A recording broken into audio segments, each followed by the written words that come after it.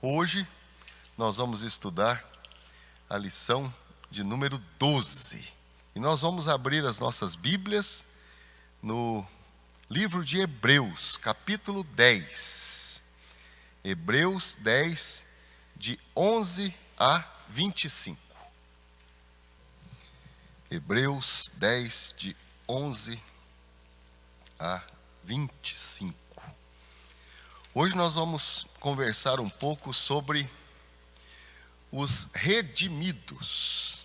É interessante, porque esta é uma palavrinha que não faz parte aí do nosso vocabulário cotidiano, mas faz parte do nosso vocabulário cristão. E já nós vamos ver sobre esse significado incrível desta palavra.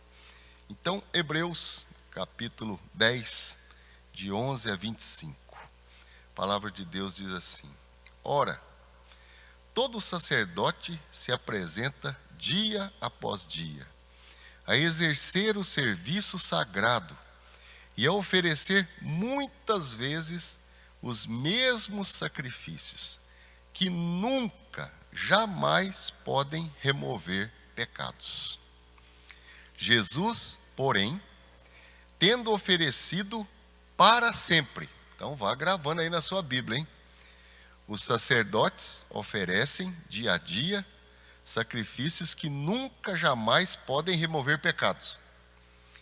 E o versículo 12 diz: Jesus, porém, tendo oferecido para sempre um único sacrifício pelos pecados, assentou-se à destra de Deus, aguardando daí em diante, até que os seus inimigos sejam postos por estrado dos seus pés. Porque com uma única oferta aperfeiçoou para sempre quantos estão sendo santificados. E disto nos dá testemunho também o Espírito Santo, porquanto, após ter dito: esta é a aliança que farei com eles depois daqueles dias, diz o Senhor.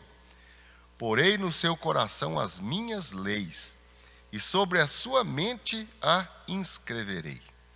Acrescenta: também de nenhum modo me lembrarei dos seus pecados e das suas iniquidades para sempre. Ora, onde há remissão destes, já não há oferta pelo pecado. Tendo, pois, irmãos, intrepidez para entrar no Santo dos Santos, pelo sangue de Jesus, pelo novo e vivo caminho que ele nos consagrou pelo véu, isto é, pela sua carne, e tendo grande sacerdote sobre a casa de Deus, aproximemo-nos com sincero coração, em plena certeza de fé, tendo o coração purificado de má consciência e lavado o corpo com água pura. Guardemos firme a confissão da esperança, sem vacilar, pois quem fez a promessa é fiel. Consideremo-nos também uns aos outros para nos estimularmos ao amor e às boas obras. Não deixemos de congregar-nos como é costume de alguns.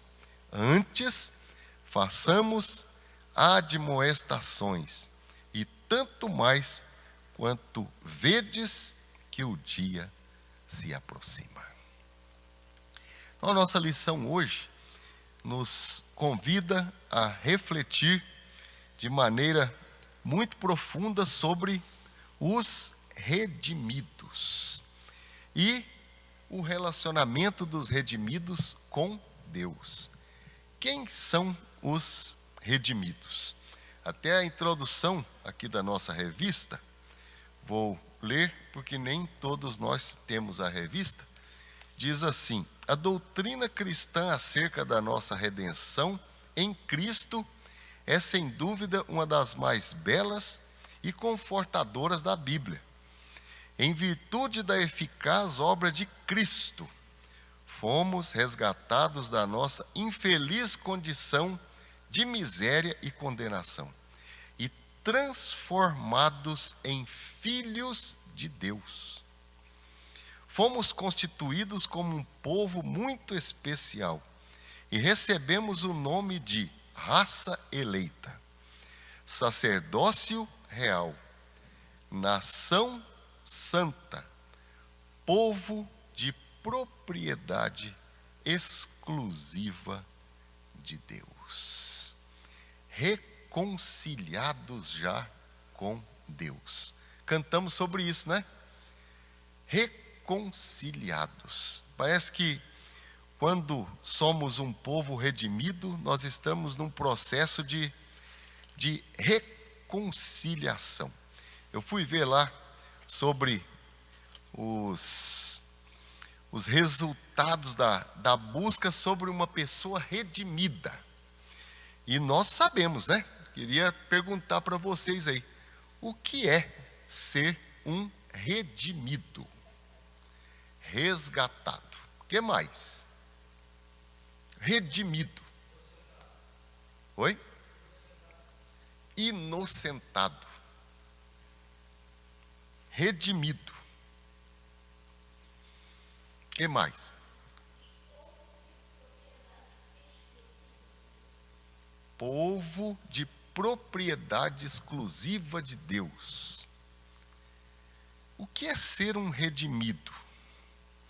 Até a palavra redimir, do vocabulário cristão, fala sobre recuperar algo perdido. Interessante, né? O que nós tínhamos perdido? Esse livre acesso. Quando o véu do santuário foi rasgado, hoje nós podemos adentrar ao Santo dos Santos. Não há mais impedimento. E o preço foi pago pelo Senhor Jesus. Até no texto que nós lemos, eu sublinhei aqui. No versículo 11 diz: ora, todo sacerdote se apresenta dia após dia, a exercer o serviço sagrado e a oferecer muitas vezes os mesmos sacrifícios, que nunca jamais podem remover os pecados. Fiquei pensando, mas como que não pode remover se era uma ação para a remissão dos pecados? Mas aquela era uma ação humana e é diferente dessa ação divina que nos constrange, nos convida a um relacionamento com Deus e um relacionamento de santificação. E isso passa a incomodar a nossa mente e o nosso coração. Nós não queremos viver mais uma vida relaxada, como aquelas pessoas que não ligam para nada, mas nós queremos uma vida que esteja de acordo com a vontade de Deus a tal ponto que isso possa trazer alegria ao meu coração e a minha experiência com o Senhor. E essa comunhão vai sendo desejada momento após momento, porque o gostoso é o que a gente canta, né? Preciosas são as horas na presença de Jesus. Comunhão deliciosa da minha alma com a luz. E a gente passa a buscar esses momentos constantemente numa vida de consagração ao Senhor. Versículo 12 de Hebreus 10 diz: Jesus, porém, tendo oferecido para sempre um único sacrifício pelos pecados, assentou-se à destra de Deus. E no versículo 18 diz: ora, onde há remissão destes, já não há oferta pelo pecado. E hoje nós vamos falar um pouco sobre esse novo e vivo caminho que Ele nos consagrou pelo véu. E é gostoso que a palavra de Deus diz: e tendo grande sumo sacerdote sobre a casa de Deus, aproximemo-nos com sincero coração. Quais os resultados da nossa reconciliação? Quando a gente fala sobre essa reconciliação, a gente fala sobre uma realidade que foi transformada na nossa vida. E aqui até o escritor dessa lição foi muito feliz quando ele disse: em virtude da redenção em Cristo Jesus, temos liberdade para buscar a Deus. E eu fiquei pensando, puxa, liberdade, livre para buscar a Deus, mas eu sempre fui livre para buscar a Deus. Qualquer um pode buscar o Senhor, não pode? Mas essa liberdade é o sentimento e a emoção do nosso coração, nesta certeza do que nós lemos no Salmo 40, que se eu buscar ao Senhor, o Senhor estará atento à minha movimentação. Nada do que eu fizer vai fugir ao conhecimento de Deus. É gostoso isso, não é? Até em alguns momentos a gente ora nas aflições dessa vida e a gente fica pensando, será que Deus entendeu como que eu estou? E outro dia eu pensando sobre isso, fiquei muito emocionado, porque Ele sabe muito mais, né? E às vezes Ele olha para a gente e fala assim, você não precisava ficar desesperado agora, porque você não conhece os planos que eu tenho para você. Você esqueceu um pouco que eu te amo? Que um dia eu dei o meu filho, meu único filho, para te redimir, para trazer você das trevas. Hoje nós celebramos 508 anos, né? Da Reforma Protestante? Ou é 507? Vê no seu celular aí, você é mais rápida do que o vento. Ou a Sara, né? A Sara também tem aquele olharzinho ali, mas a rapidez. Hoje nós estamos celebrando a Reforma Protestante. Até à noite quero falar sobre aqueles 5 pontos. Resumidamente, né? Porque senão a gente vai fazer uma vigília. Porque os 5 pontos são muito amplos. Mas quando a gente fala sobre a liberdade, é o que a gente lê no versículo 19 e 20. Tendo, pois, irmãos, intrepidez para entrar no Santo dos Santos, pelo sangue de Jesus, pelo novo e vivo caminho que Ele nos consagrou pelo véu, isto é, a sua carne.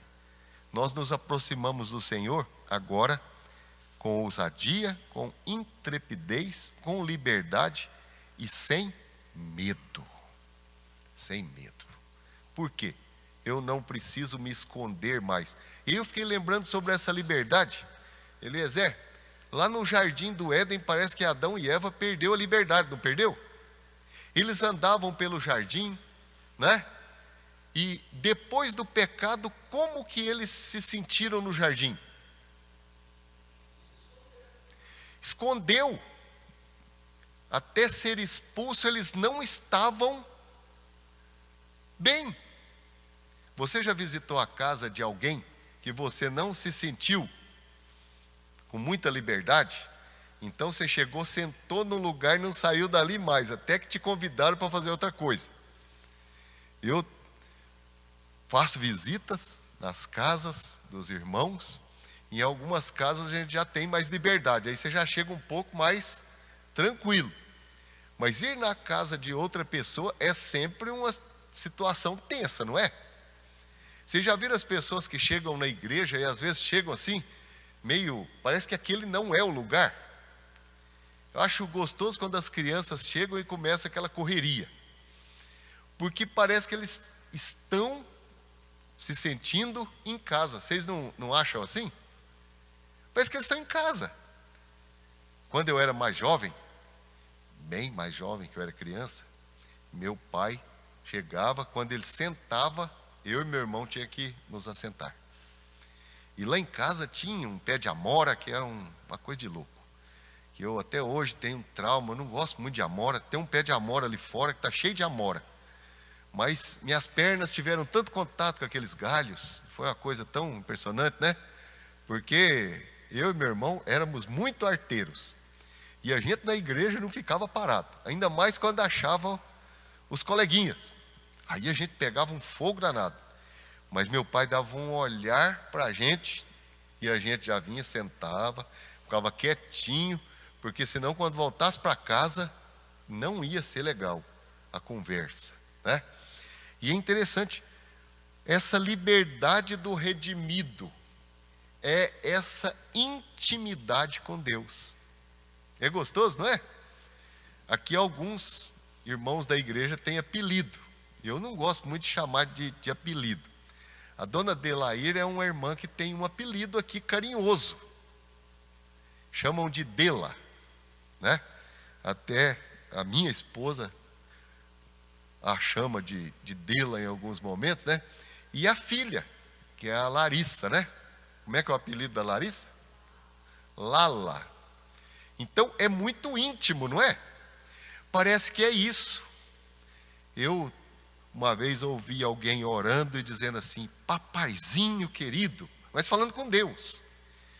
E eu, muito tradicional, né? Falei assim, não pode orar desse jeito. Tem que orar, Pai nosso que estás nos céus, né? Pai querido, estou aqui diante do Senhor. Aí a gente vê alguém orando, né? Até na Jocum tem um costume diferente, né? Senhor Jesus, você sabe. Aí o você parece que não cola muito no meu ouvido, né?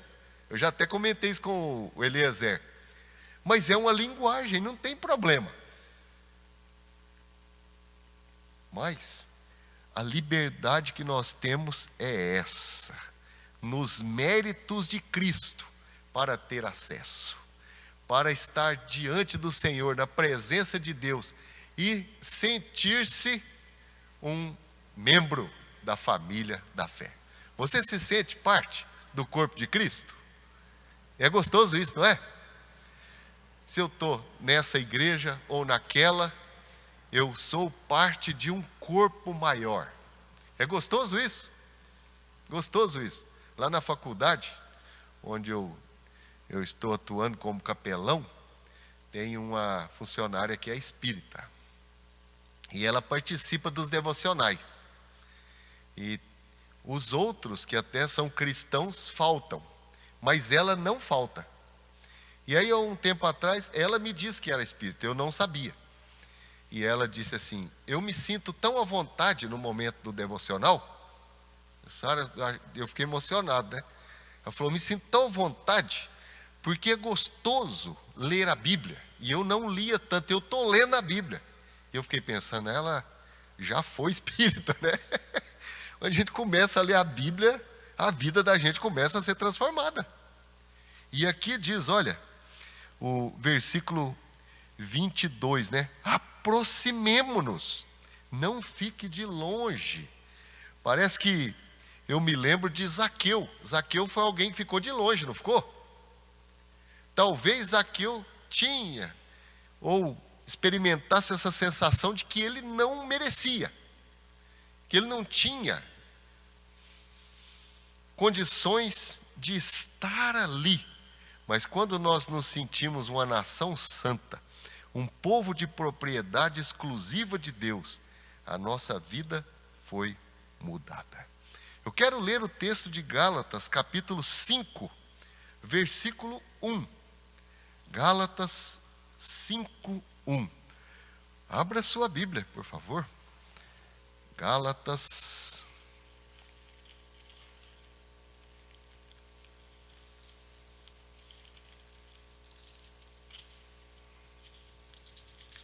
5,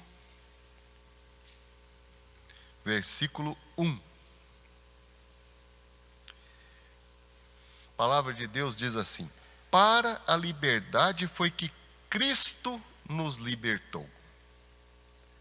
Para a liberdade. Permanecei, pois, firmes, e não vos submetais de novo ao jugo da escravidão. Escravos do pecado. Precisamos viver uma vida vigilante, não é? Todos pecaram, carecem da glória de Deus. Aí Hebreus capítulo 4, versículo 16. Vamos lá? Hebreus 4, versículo 16.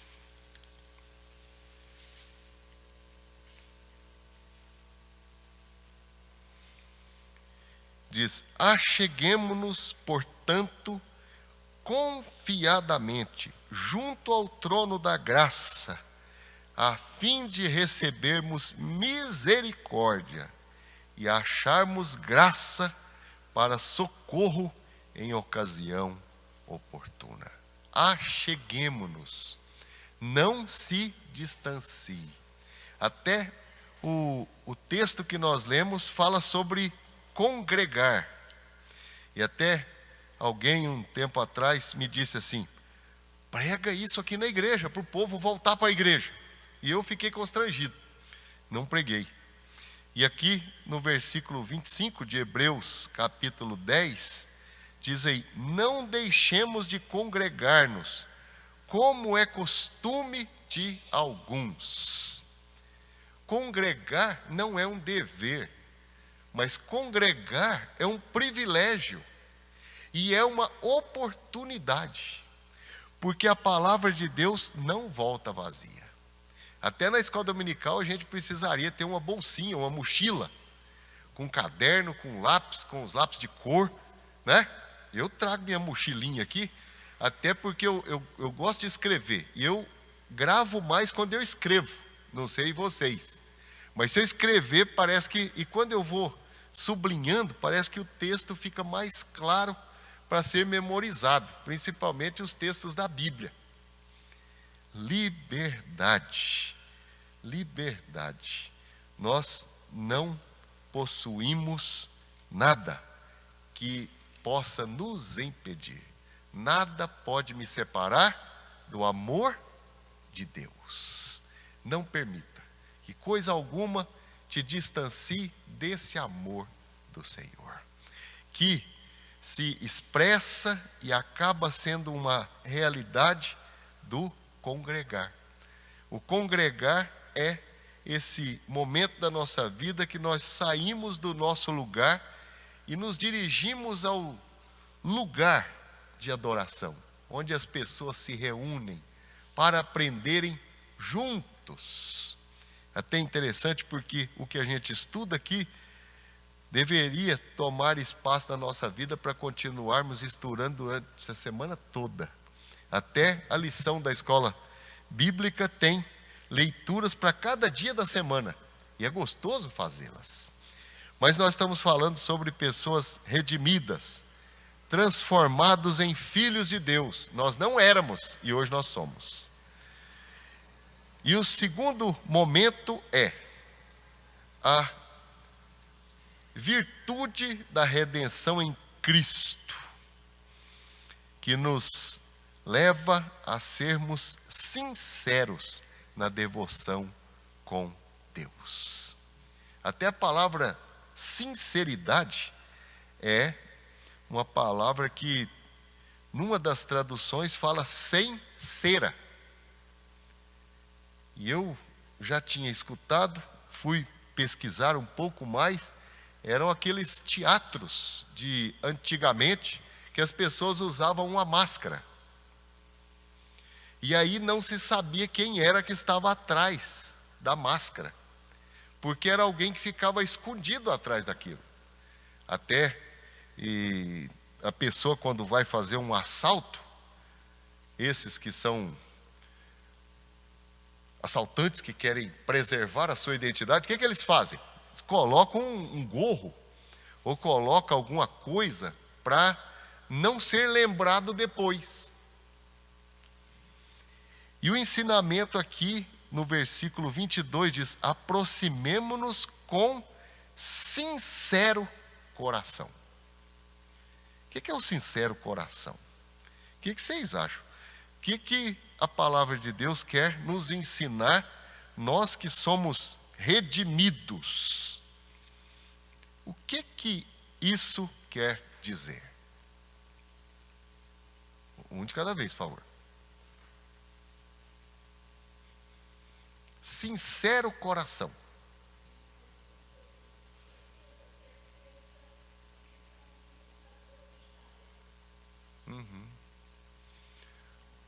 O caminho está aberto.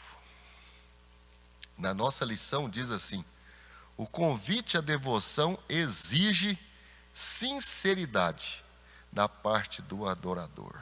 Aproximemo-nos com sincero coração. Aqui está uma alusão às lavagens ordenadas pela lei. Dessa maneira, o uso da água do batismo serve para lembrar aos cristãos que a sua conduta deve ser pura e santa. Lavados, mas não lavados com água, ou purificados aí com algum outro elemento a não ser esse. Nós somos lavados pelo sangue do Cordeiro. E nós nos aproximamos do Senhor com sincero coração. Aproximar-se do Senhor com sincero coração é estar de maneira efetiva na presença do Senhor, procurando com essa sinceridade um relacionamento leal, verdadeiro e transparente. Quantas vezes a gente precisa chegar diante de Deus e dizer: Senhor, tem misericórdia de mim, porque eu não tenho me controlado, eu pequei, eu fiz isso, e eu preciso que o Senhor me lave. Até o salmista Davi diz: Senhor, me dá mais uma vez aquela alegria da salvação que eu perdi. Me faz experimentar aquilo de novo. Sincero coração é não chegar diante de Deus como aquele homem que orava e dizia assim: muito obrigado, Senhor, porque eu não sou como nenhum desses aí. Mas é chegar diante do Senhor e dizer assim: Senhor, eu sou um miserável, eu não tenho virtude nenhuma se o Senhor não me conceder, e se o Senhor não me der o dom do Santo Espírito, eu não posso ser uma pessoa diferente, porque eu só posso mudar a minha vida e a minha conduta se o Senhor me transformar. E essa é uma pergunta que a gente precisa fazer a todo instante: Senhor, o que é que eu estou fazendo que entristece o teu coração? Até parece que em alguns momentos nós, os pregadores, falamos assim: você precisa mudar a sua vida, deixar de fazer isso, deixar de fazer aquilo. Mas eu não conheço os pecados das pessoas. Mas o desafio aqui da vida santa é esse: para aqueles que foram remidos pelo sangue de Cristo. A vida cristã consiste em uma busca sincera, que envolve a fé, o coração purificado e a esperança. Os religiosos que não têm experiência de redenção em Cristo praticam uma religião que se concentra em ações, dispensando a busca sincera por Deus.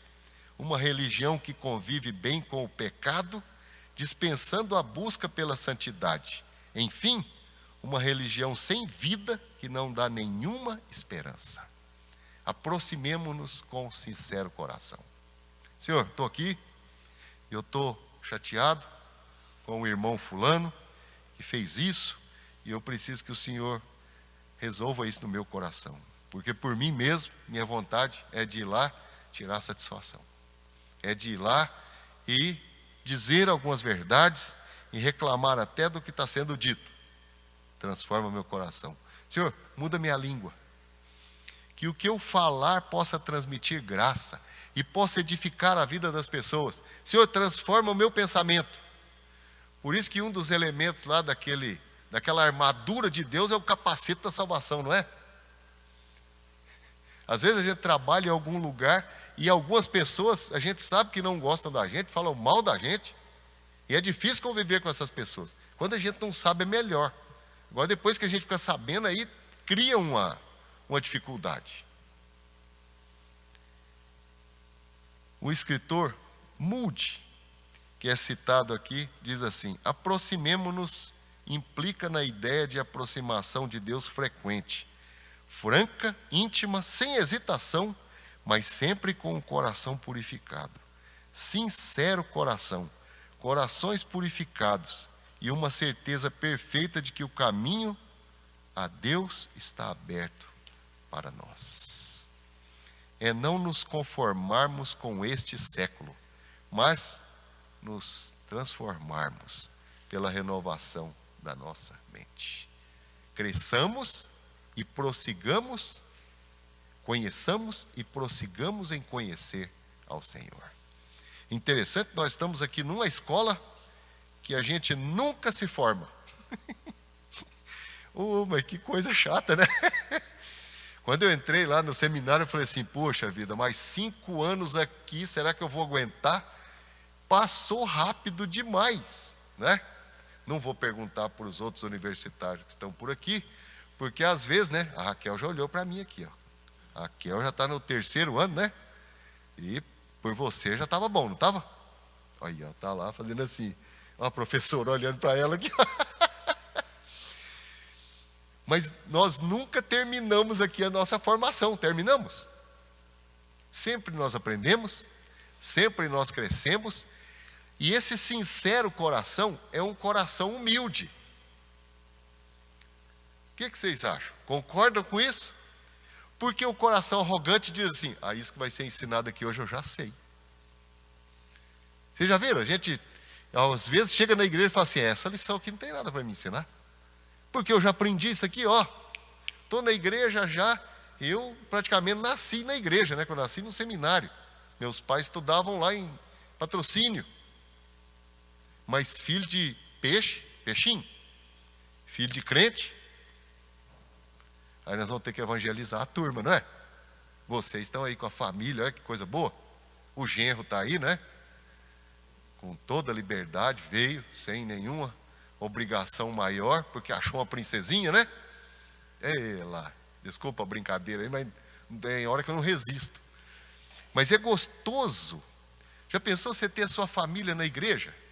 Ou toda a sua família servindo ao Senhor? A gente sabe, olha, que alegria.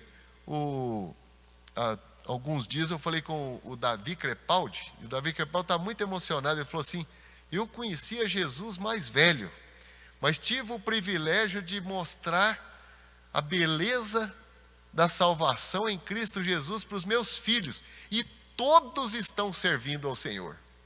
Não é um privilégio?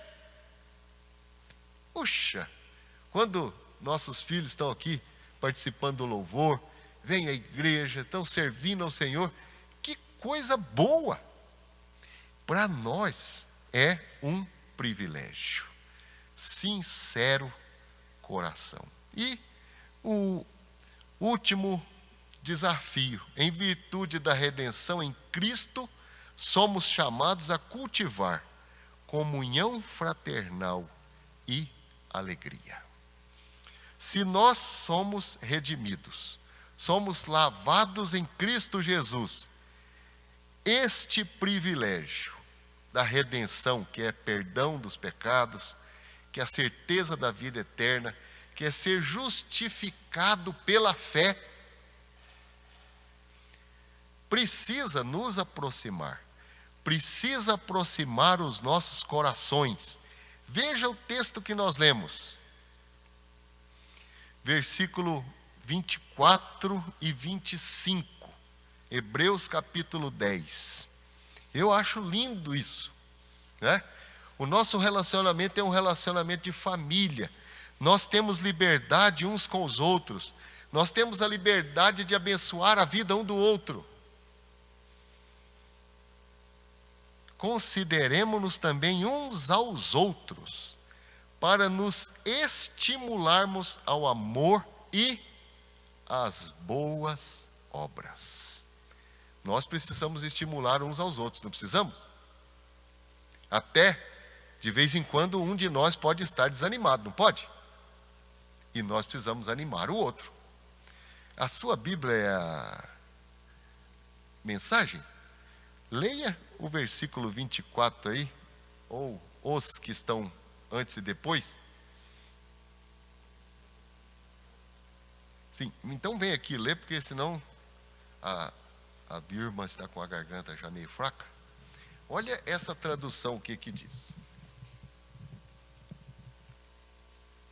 Então, avante, cheios de fé, confiantes de que estamos apresentáveis para Ele, vamos nos agarrar às promessas que nos fazem prosseguir.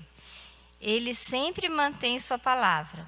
Sejamos criativos no amor, no encorajamento e na ajuda. Sejamos criativos. Que interessante, né? Sejamos criativos. Quais são os pontos aí? No amor.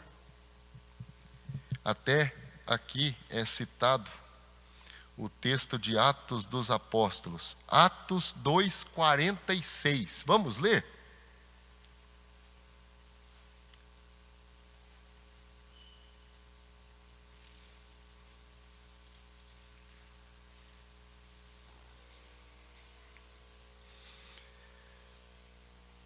Até Atos capítulo 2 fala desse povo que faziam até as suas refeições juntos.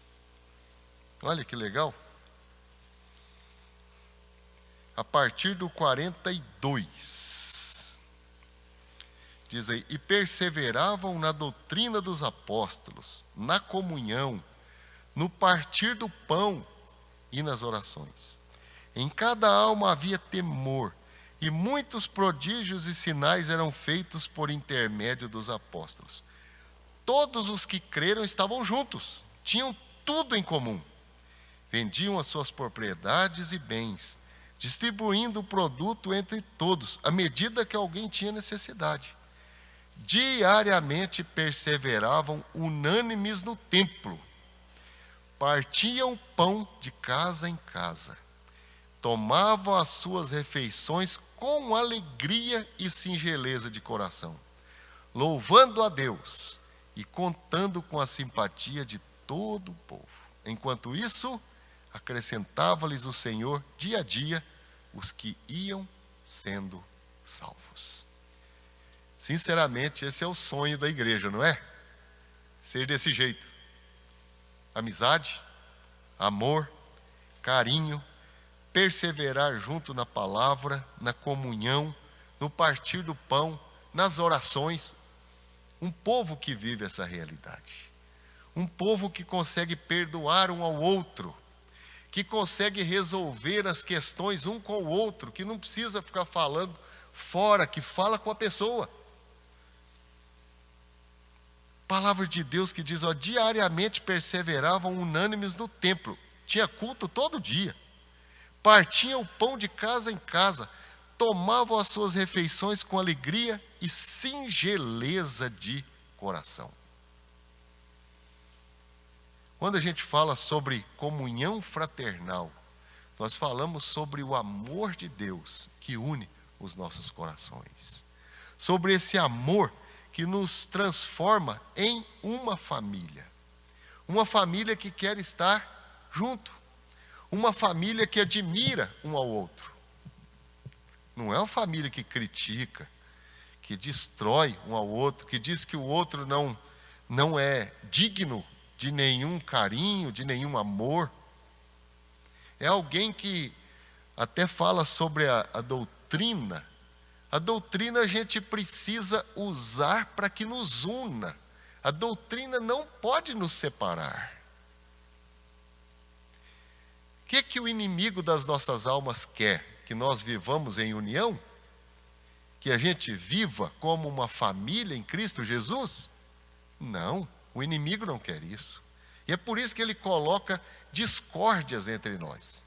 Facções, eu sou de Paulo, eu sou de Apolo, eu sou de... Até nós não deveríamos ter nenhuma dificuldade em ouvir quem se coloca aqui à frente para pregar, reconhecendo que é Deus quem vai instruir aquela pessoa para que aquela mensagem alcance o nosso coração. Eu não vou hoje porque é fulano que vai pregar. Ou eu não vou naquela igreja porque aquela pessoa é assim ou assim.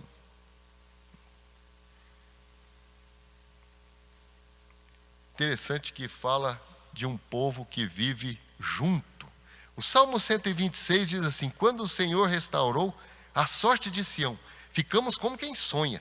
Então a nossa boca, não foi a boca de um só, mas foi o povo.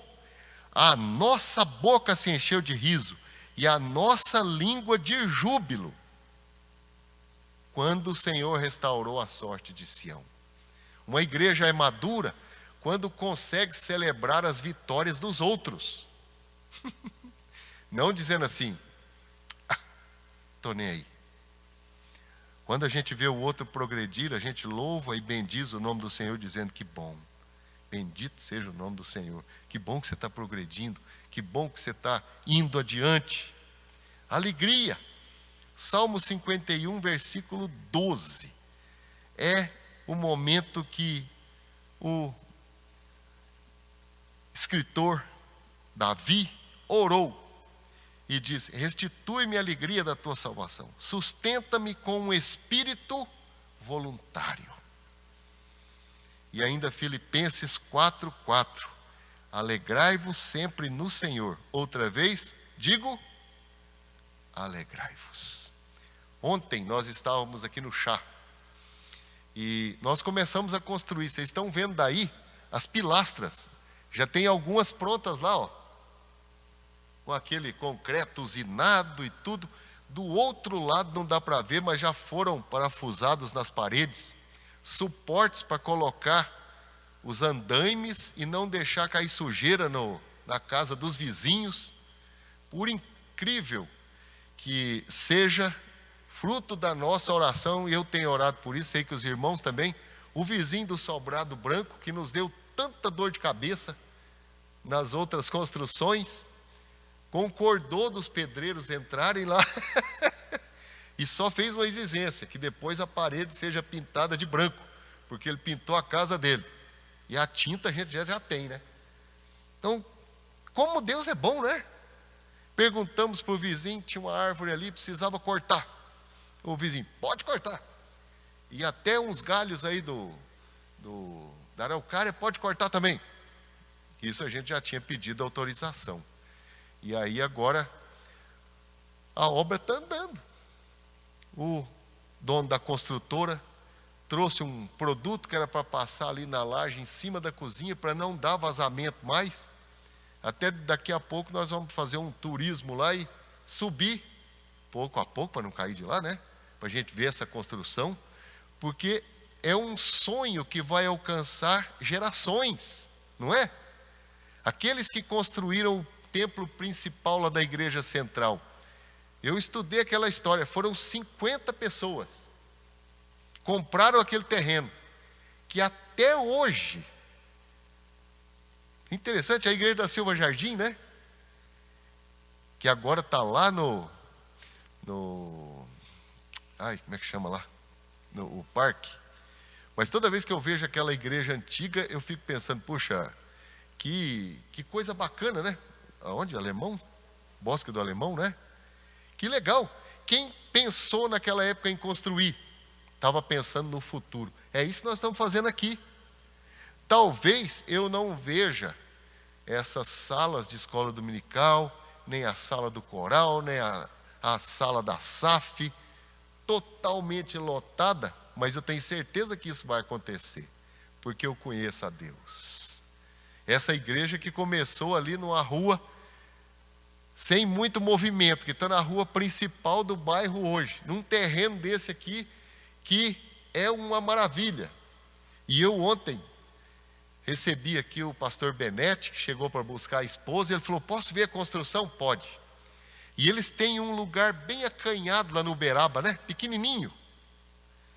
E o nosso engenheiro aqui, o Pedro, vai ajudá-los lá a legalizar a obra, a documentar, porque eles deviam lá 120 mil reais daquele terreno, tinha sido financiado, conseguiram pagar. E ele disse assim, eu vou com o Pedro tentar subir mais um andar lá, dona Denise, porque eles não têm espaço para nada, né? Quase que eu falei para ele assim, vamos pensar em sair dali e ir para um outro lugar, né? E aí ele olhou e ele ficou emocionado lá em cima da laje.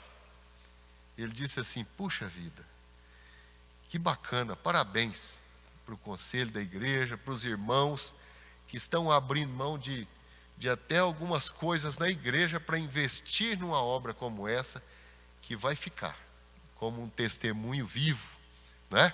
De irmãos e irmãs dessa geração que investiram no reino de Deus. Comunhão. Daqui a pouco nós vamos precisar fazer aí algumas movimentações, um churrasco, alguma coisa assim. Aí a gente traz a carne, assa e ainda paga o ingresso, né? É desse jeito que na igreja funciona. Mas fica bom, não fica? Acho que todos nós já participamos disso, não participamos? É legal, né? O movimento que a gente vai fazendo para que coisas lindas aconteçam. Nós podemos dar o passo e Deus nos dará a bênção. Consideremos também uns aos outros para nos estimularmos no amor e nas boas obras. E não deixe de congregar, porque quando você vem à igreja, algo bom vai acontecer. Tem um cântico antigo, eu quero encerrar com ele. Às vezes a Lília possa me ajudar. Como é que é aquele da igrejinha? Vocês conhecem? Eis uma igrejinha de torre acompanhada. Quando abre a portinha, o de gente não tem nada. Aí a gente ensina para a criançada lá, né? E eles dão um trabalho para enfiar os dedos um no outro lá. Parece nós, né? Já estamos desse jeito. Aí canta lá: eis uma igrejinha de torre acompanhada. Quando abre a porta, olha a gentarada. Quem que traz cada um de nós à casa do Senhor? Não é o grupo de louvor, não é o pastor, não é o clima, não é o horário, é o Espírito Santo do Senhor, que incomoda a gente e diz assim: puxa, você sai cedinho, chega na hora todo dia para trabalhar e tem que passar o cartão, não tem? Quem aqui já vive essa experiência? Vocês têm que chegar. A Lília não é cartão, porque a Lília trabalha num posto de saúde, é o dedão. Ela chega, né? E ela tem que estar lá 7 horas da manhã. E por ser o dedão, não tem negociação, né? Ou você passa o dedo na hora certa, ou já está errado. E aí, ela levanta 6 horas da manhã, já naquela correria, arrumando tudo, porque 7 horas tem que estar lá no posto, e não pode ter nenhuma obra de benfeitoria no trânsito, que senão já está enrolado, né? Qual é o zelo que nós temos em participar dos encontros santos que vêm admoestar o nosso coração e nos preparar para a vinda do Senhor? E eu quero encerrar lendo aqui essa última parte da nossa lição, que diz aqui assim: que essas marcas da nossa reconciliação com Deus se tornem cada vez mais evidentes e envolventes. Busquemos ao Senhor com toda a liberdade, mantendo profunda e intensa comunhão com o Senhor. Cultivemos sincera devoção a Deus, libertando-nos da religiosidade estéril, que transforma a religião em um fim em si mesmo.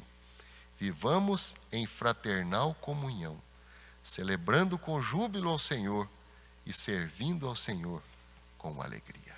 Hoje, ligue para uma pessoa, convidando para o culto da noite. Vamos nos reunir hoje à noite. É uma reunião breve, mas convida alguém para estar aqui hoje. Mais um, para juntos celebrarmos a salvação em Cristo Jesus. Se você não vier, acompanhe pela internet. Nós vamos falar hoje sobre a reforma. 508, né?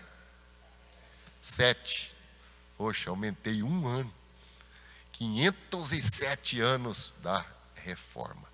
Precisamos celebrar. Vamos ficar de pé, vamos orar ao Senhor.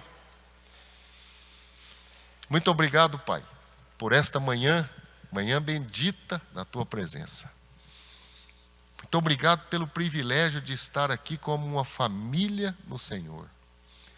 Muito obrigado porque podemos nos estimularmos ao amor fraternal e às boas obras. Podemos nos aproximarmos do Senhor com sincero coração. E ainda podemos trilhar esse vivo e novo caminho como reconciliados, como redimidos no sangue do Cordeiro, aqueles que não têm mais nenhuma condenação. Ó Deus, muito obrigado pelo teu amor e nos ajude a viver uma vida de santificação. É a nossa oração, em nome de Jesus. Amém.